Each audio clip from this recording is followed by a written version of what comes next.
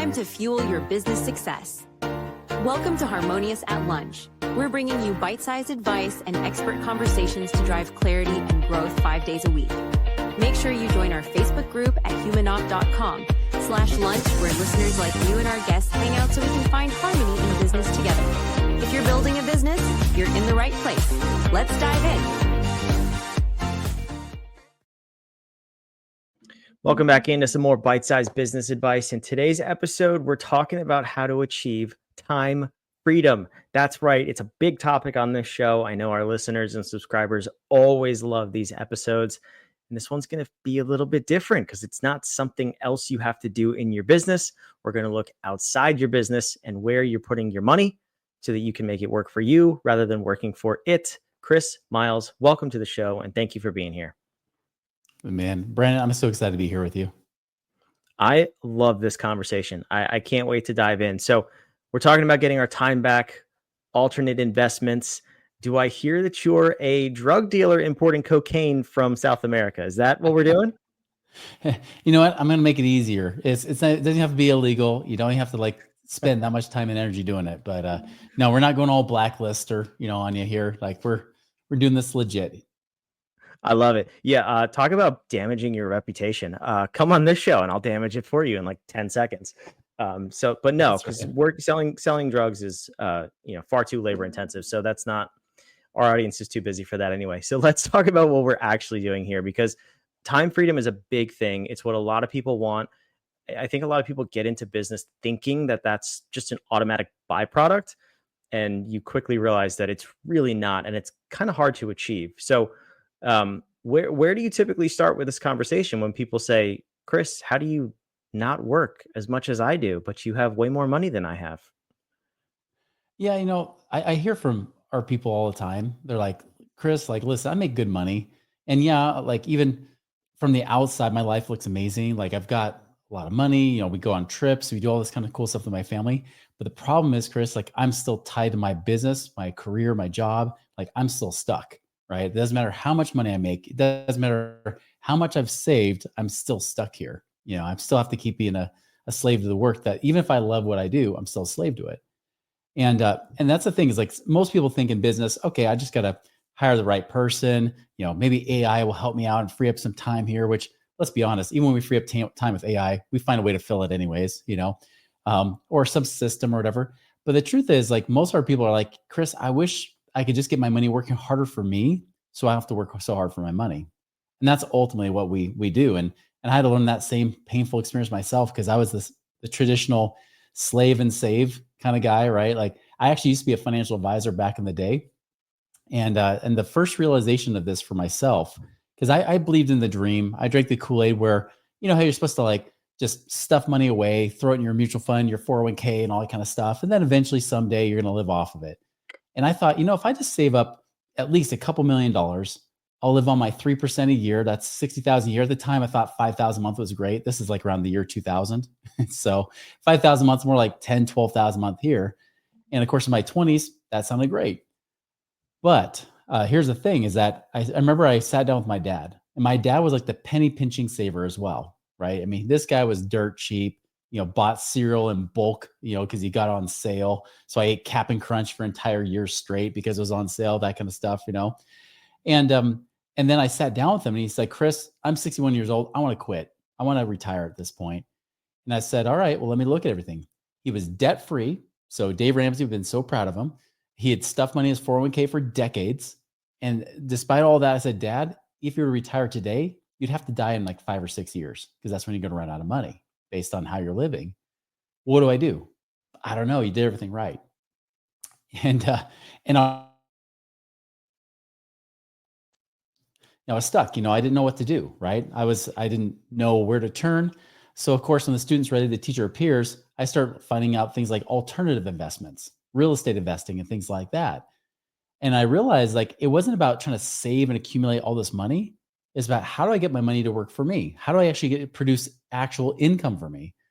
And so I started doing things not just rentals, although I did that, but I could lend my money to real estate investors and make, 1% a month. So if I had $100,000, I'm making $1,000 a month. If I have $1 million, I'm making $10,000 a month, right? where normally $1 million in the financial advisor world means you can only live on $30,000 a year, about $2,500 a month. So I'm able to quadruple my income with the same money. And so when I was 28, almost 29 years old, I was actually able to retire. I quit being a financial advisor. I vowed never to do it again. And I did the exact opposite of what I taught. And that's why in 2007, I came out to teach people how to do just that. And that's what we have people do all the time is like, they've been good savers. They've been responsible with their money. But the problem is they're like, if I keep this up, what am I going to do? You know, like I had a guy that reached out to the other day and he's like, I've got $3 million saved up and I'm saving $200,000 a year to add to it. He's 52 years old. His financial advisor said, okay, well, if you want to live on that $500,000 a year that you want to live on, well, you got to save up, keep saving for the next 13 years. And hopefully the market doesn't go down in the meantime. Right. And he's like, you telling me like, even with $3 million, which is way above and beyond, like you're in the top 1%, a fraction of 1% of people with money there. And he still can't retire. I told him, I was like, dude, we could take that $3 million, even if you made just 10% a year in passive real estate investments that are more certain than like the stock market. You could take that $3 million, make it $300,000 a year today. And on top of that, if you take that 300,000 plus your 200,000, that's $500,000. Guess what? Your 300,000 becomes 350,000 next year, then over 400,000 next year. Within 4 years, you're over $500,000 a year. Not 13 years hoping and praying the market will work out for you. You could do it right now. And that's the big thing everybody misses because every financial advisor is not paid to make you money. Financial advisors are paid really just to get paid to sell you products. And so that's the thing you got to break free from. Yeah, it kind of blows my mind. I mean, they're really paid to protect your money before anything else and not lose it, which to me And is even never then they a lose good it. strategy. Yeah, even then they lose it. But imagine going to like being a coach of a football game. It's like, we're just trying not to lose. Like that's Yeah. a backwards strategy. That's the best Totally. defense is a really good offense. Always. I'm just a huge proponent of that. Yeah. And it sounds like a really difficult conversation to have with a family member, let alone your dad, but really interesting how it sparked that journey. And I'll say, Dave Ramsey fans, please plug your ears for this episode or just skip. Like you're not gonna like what we say here. Yeah. But I had that same realization a number of years ago when, I kind of looked at 401ks and IRAs and all that stuff, and they're just not for everybody. I'm not going to knock them in general, but they're not for me. I'll say that. I want to do more aggressive things with my money. And I looked at it and I was like, oh, cool. So if you save this amount over 40 years, you basically would retire with, I don't know, 1.5, 2 million. You make the 3% and it comes out to, I don't know, some nominal amount. Like you said, it's like 60,000 a year. Yeah, it's nothing crazy. But then I did the other side of the equation that the financial planners don't typically tell you about is like, well, inflation, that $60,000 a year is going to be pennies. I mean, $60,000 a year 5 years ago was survivable. Today, you're dead broke in most parts of the country, if not all. So you just can't make it work. And your dad had that unfortunate realization. But that's why we're having this conversation, because I think for business owners, I even have a couple of clients who are in the same kind of boat as like, my business produces good money, but I was always advised to put it in a 401k and I really can't retire anytime soon. That's not a good place to be. So I'm a huge proponent of this for business owners and entrepreneurs. So all of that being said, let's fast forward to, okay, what can we actually do? Let's assume maybe people do have money in 401ks, IRAs. Is there a way to sort of get that out? Are we going to pay the penalties? Are we going to pay the taxes? Can we roll it over into something? Like, what are the options for people who are sort of quote unquote established in that world? Yeah. The big thing I teach is like these three things, which is get lean, get liquid, and get out. Right. Now, get lean just means be a wise steward of your money. Watch your money. Watch how much is coming in. Watch how much is going out. Use things like Rocket Money or whatever you use to track your monthly incoming and outgoing, your income and expenses, right? Just like you would in business. I mean, you do that. You're checking your P&L all the time. Do that at home. But it doesn't mean you have to be cheap. It's not mean you're living on rice and beans, cutting out that latte because that's what, all the guys with the name David say, whether it's Dave Ramsey or David Bach, they're telling you to be cheap. Don't do that. You don't have to do that. Just be a wise steward of your money. Make sure you're putting your money where you want it to be. Get liquid means get your money out of prison. Notice that everything a financial advisor tells you to do is locking your money in prison away from you. It's actually into the very institutions they work for. For example, you say you work with somebody at Merrill Lynch, right? Well, they're telling you to put the money in there. And whether you make money or not, they still take their 1% plus fee every single year, right? Even if they lose your money, they still get paid when you don't. So remember, like, don't just lock it up in those 401ks and IRAs. You can't access that money. That's a trap, especially if you work for a company. Same thing with debt, right? They always say pay off your house. Well, I've seen so many people pay off their house and they're literally like, I'm now worth 2 million, 3 million now in net worth, paid off house. I've got money stuffed in this 401k, the IRAs, but now I can't do anything. I literally have no income coming in. I'm still stuck slaving away. Even if you love your work, again, I get it because I love what I do too, but still you rather be work optional where you work because you want to, not because you have to. So to answer your question, Brandon, like 401ks and IRAs, right? Can you do anything? Well, if you're working as an employee of a company, no, it's stuck. Unless you quit or get fired, I don't recommend that. Change jobs maybe, but you can't get to it. Now, as an entrepreneur, you can, because you could shut down that 401k plan at work. And just so you know, everybody's worried like, what about my employees? Just so you know, your employees don't give a crap. I had one dentist, for example, he had 10 employees. He said, well, if I shut down this 401k plan, will they get mad at me? I said, well, just tell them this. What are you matching them right now? 3%. Just tell them all they get a 3% raise today. Whether they're saving the 401k or not, they just got a 3% raise and they get to choose where to put that 3%. They can take that 3%, put it into their Roth IRAs if they want, or pay off debt or blow it, whatever they want to do with it, right? They can still do the same thing.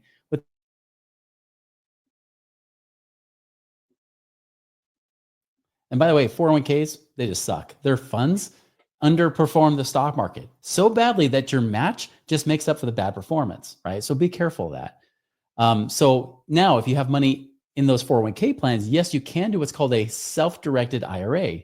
You can roll it out of those plans you have. Even if you have an IRA or a Roth IRA, you can move to what's called a self-directed IRA.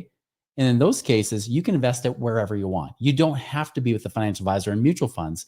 You can literally put in the kind of investments we talk about, like whether you're, say you're lending money to investors, right? Or into debt funds or things like that, where they might pay you 10, 12% a year, contractually, right? Not just guessing, like, as the stock market doesn't even pay 12%, they average 8 long-term, but, still be able to make that money there. You can go and invest in like oil and gas, things like that, where that's a big opportunity right now. You can invest in things with self-storage, apartment buildings, all kinds of stuff you could be investing in, even car wash businesses. So you can actually diversify your money away from paper assets, which are just stocks, bonds, and mutual funds. You can diversify away and actually make good income.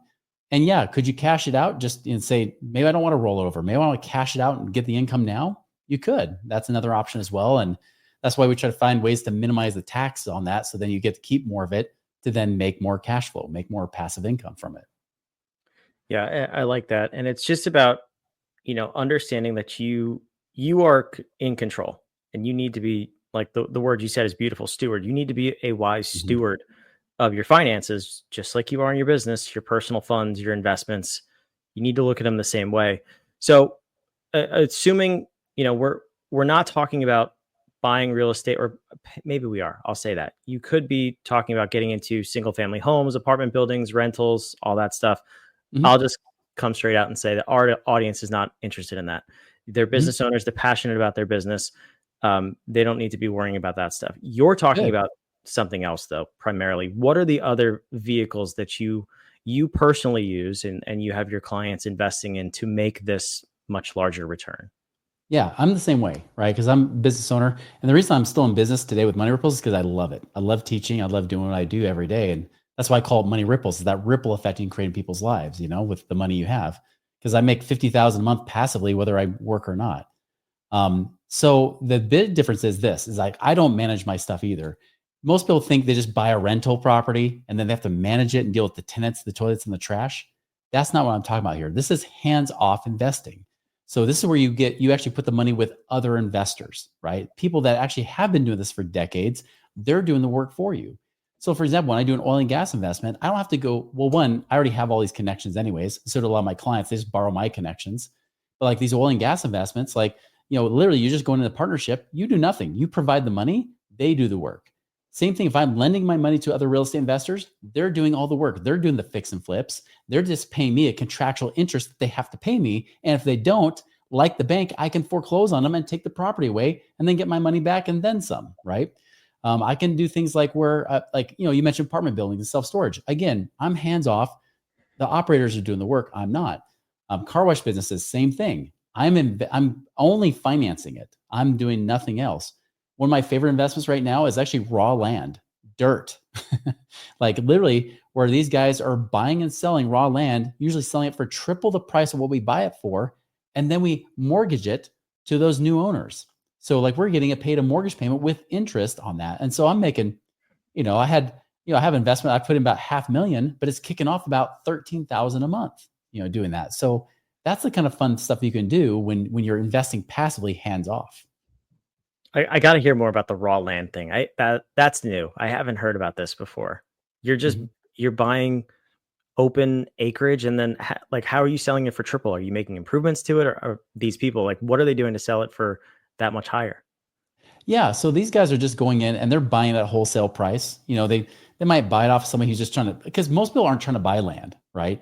So, but the land, if it has a lot more value than what they're selling it for, and that might just be farmers just trying to sell off acreage or whatever it might be, they buy that land, but then they go and they're blasting, they're using AI, they're using automations, they're using even, Philippine, VAs or whoever else to help find buyers for these properties to turn around and sell it at retail price. So it might be sold to a developer. It might be sold to somebody who just wants recreational land. 2020 was awesome for that because people are saying, hey, I just want a place where I can go away, get away from people and go ride my four-wheelers or go shooting or, whatever I want to do on that piece of land, or just have a place to escape in case you got to live off the grid. Right.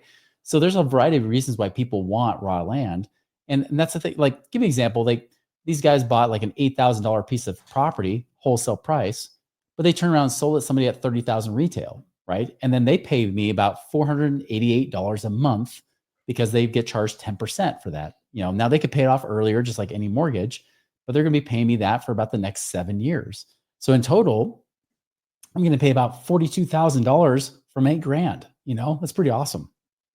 Pretty good return. I would take that. Who wouldn't? I know who wouldn't. Dave Ramsey wouldn't. It's too risky. That's right. Especially if you use debt. You never want to do that, right? You. That bad word. How dare you say bad words on this show? Chris, we're having too much fun here. But I'm curious. So you help people do this, if I'm understanding that correctly. You do this through Money Ripples because it's, yes, a way to make money, but also a passion of yours, which is super cool.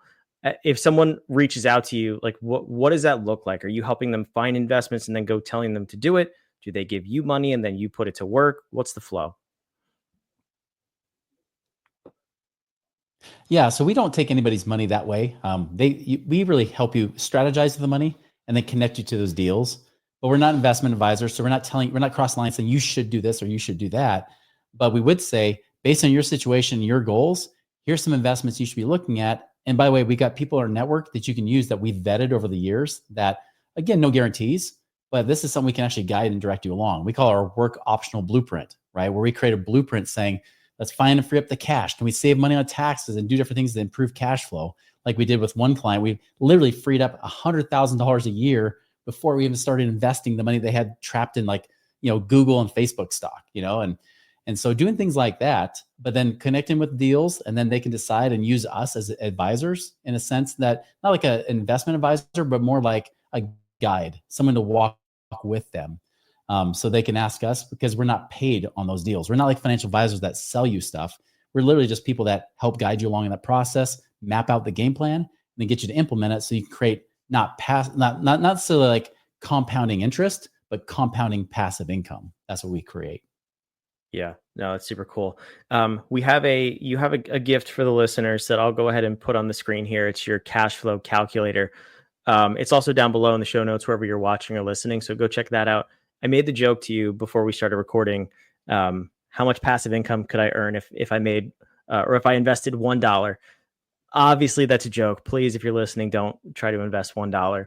But what is the range of where people should expect to start if they want to get into this type of investment? Is it $20,000 in passive income? Is it $500,000? Talk to me about that. Yeah, generally they should have at least a couple $100,000 that they could invest and do some things with, right? Whether it's sitting in savings, maybe it's trapped in equity in your house or in other properties. We have a lot of people, we just have them sell off rental properties and make more money, and things like that. So wherever you have money that's available, that's the money we can then use to generate passive income. And like I said, generally speaking, someone has, say, $500,000, we could probably make about $50,000 a year, give or take, more or less. So usually it's at least a 10% return on whatever you have in cash that you invest. I love it. That's awesome. So go check that out. It's on the screen again down below in the show notes. You can play around with the cash flow calculator. Chris, thanks so much for being here. This is a really cool episode. It's been such a pleasure. Thanks, Brandon. For those of you watching, listening, thank you for being here too. All of the links are down below. Check them out. We'll see you back on tomorrow's episode of Harmonious at Lunch. Another episode of Harmonious at Lunch in the books. I hope this episode made you think and you grabbed some actionable ideas to propel your business. Don't forget to like, comment your takeaways, and subscribe wherever you're listening so we can help more entrepreneurs just like you achieve harmony in their life and business. For cutting-edge tools that bring clarity to your people and processes, check out humanoff.com to download our app today.